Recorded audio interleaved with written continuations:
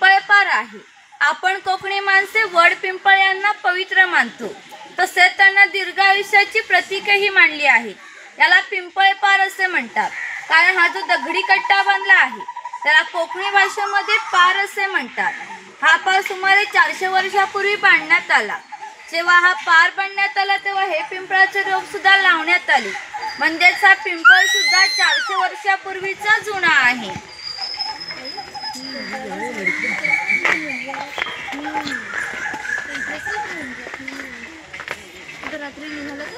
या शिलालेखावरती लिहिली कविता कवी माधव यांनी 100 वर्षापूर्वी लिहिली। चिपळूण येथे झालेल्या पहिल्या कोकण मराठी साहित्य संमेलनामध्ये या कवितेला कोकणची प्राथमिक गुहा आहे। गुहा हे काळाचे प्रतीक आहे। गुहेच्या अलीकडे आहे वर्तमान काळ आणि गुहेच्या पलीकडे आहे 500 वर्षापूर्वीचा भूतकाळ। आपण इथून पाहणार आहोत 500 वर्षापूर्वीची कोकणी माणसे कशी राहत होती, त्यांची समाज रचना, ग्राम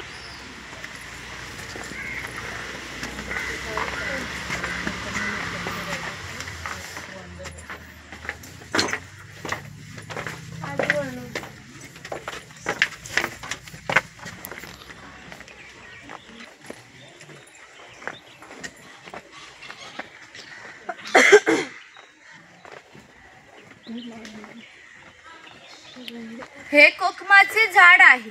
याला जी फळे येतात त्याच्यापासून कोकम सरबत, कोकम आगळ तयार केले जाते, तसेच त्यांच्या बियांपासून तेल पाडले जाते।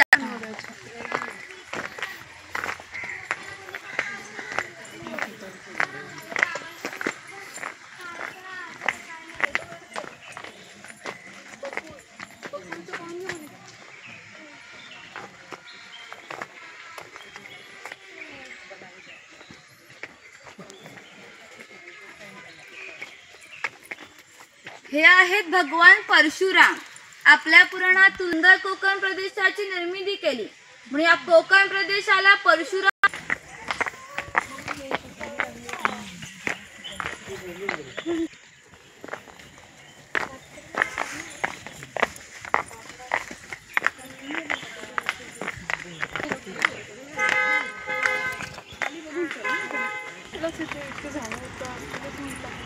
जंतुनाशक असतात।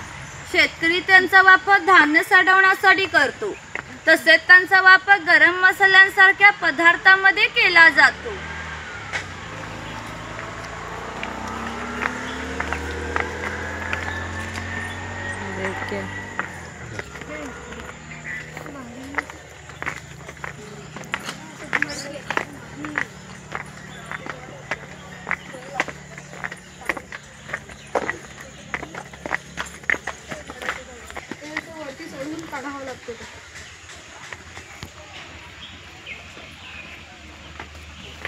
हे ग्रामदेवतेचे मंदिर आहे।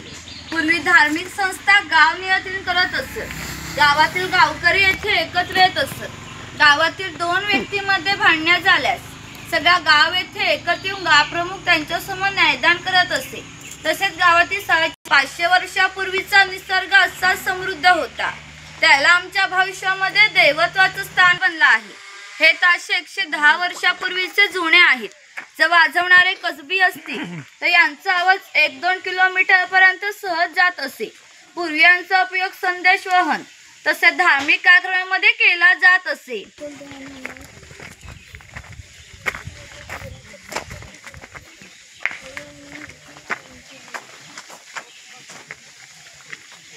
इथे वरती कडक लक्ष्मी दाखवली आहे।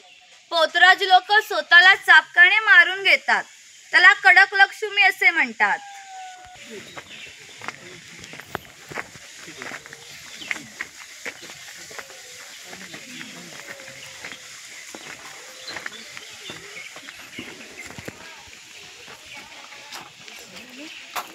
इकडे खाली कोळी समाज दाखवला आहे।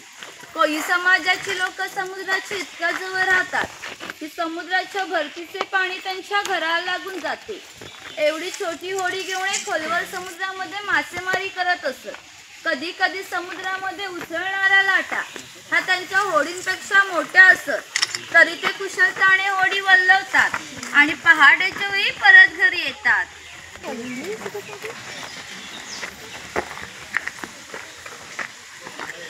हा नाभिक आहे.